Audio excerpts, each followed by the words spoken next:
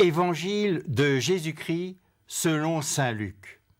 Jean-Baptiste appela 2 de ses disciples et les envoya demander au Seigneur : « Es-tu celui qui doit venir, ou devons-nous en attendre un autre ?»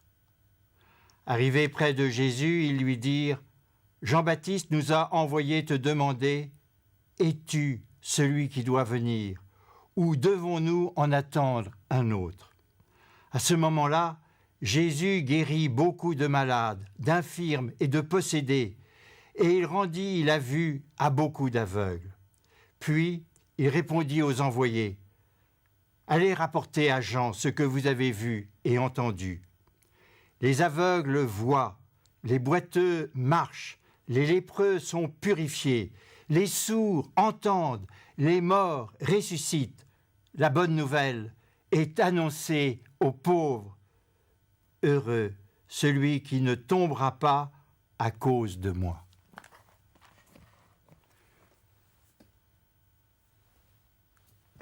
Es-tu celui qui doit venir ?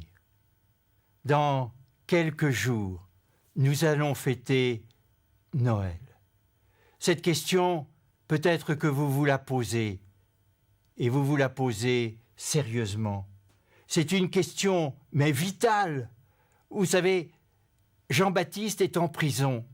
Il envoie ses amis auprès de Jésus. Et c'est une question terrible. Il a donné toute sa vie pour annoncer le Messie, pour préparer les chemins du Seigneur. Il est en prison. Il sait qu'il risque sa tête.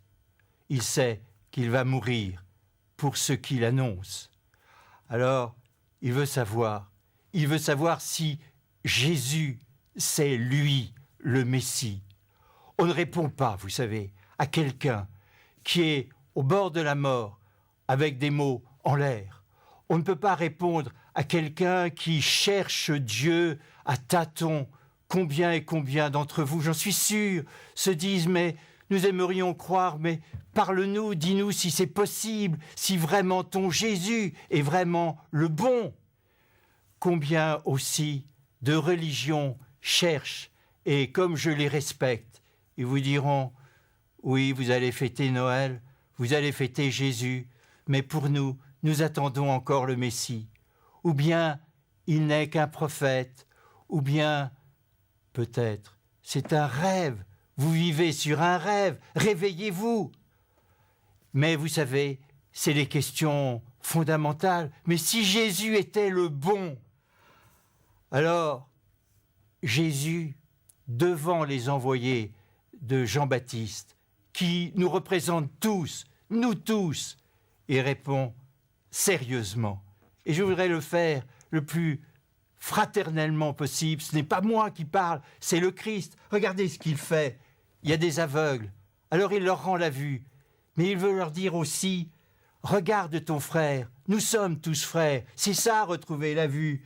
Regarde la guerre, tu es fait pour la paix. Regarde la haine, tu es fait pour la communion. Regarde le pain, c'est le pain eucharistique. Voici mon corps. Voici la Bible, c'est la parole de vie.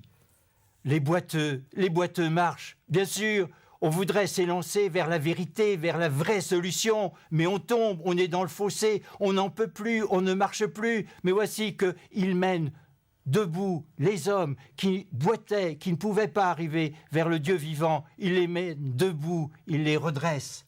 Il y a aussi les lépreux, nous tous, parce que nous sommes entravés par toutes nos maladies. Nous sommes malades, malades d'amour, malades de Dieu. Et voici que Dieu, d'un coup de vent, le vent de l'Esprit Saint, nous dit « Mais voilà, je suis la vérité et la vie. C'est lui qui guérit les lépreux. » On pourrait faire aussi les sourds, parce que nous n'entendons pas la parole de Dieu quand il nous dit « C'est Noël, je suis le Messie, je suis le Sauveur ». Nous restons sourds et nous ne voulons pas entendre sa parole. Mais aujourd'hui, comme j'espère que vous allez ouvrir vos oreilles, guéris enfin par le Christ pour ne pas être sourds. Vous étiez morts et voici que vous ressuscitez. Alors, bien sûr, nous ressuscitons avec Jésus. C'est le Messie que nous attendions, que le peuple élu attendait depuis 2000 ans. Il est là, c'est Noël. Je ne veux pas tourner autour du pot. Je crois que ce Jésus que nous allons fêter à Noël, c'est lui que tout le monde attendait. C'est lui qui vient dans notre cœur et nous ouvrons notre cœur. C'est aujourd'hui la fête de Saint Jean de la Croix. Je vais vous lire la fin d'un texte qui s'appelle « Vive flamme d'amour ». Ô flamme d'amour, vive flamme, qui me blesse si tendrement au plus profond centre de l'âme. Tu n'es plus amer à présent, achève donc ce que, si tu le veux, romps enfin le tissu de cet assaut si doux. Oui, faire Noël, c'est ouvrir notre cœur et nous entendons tout d'un coup Jésus nous dire « c'est Noël ».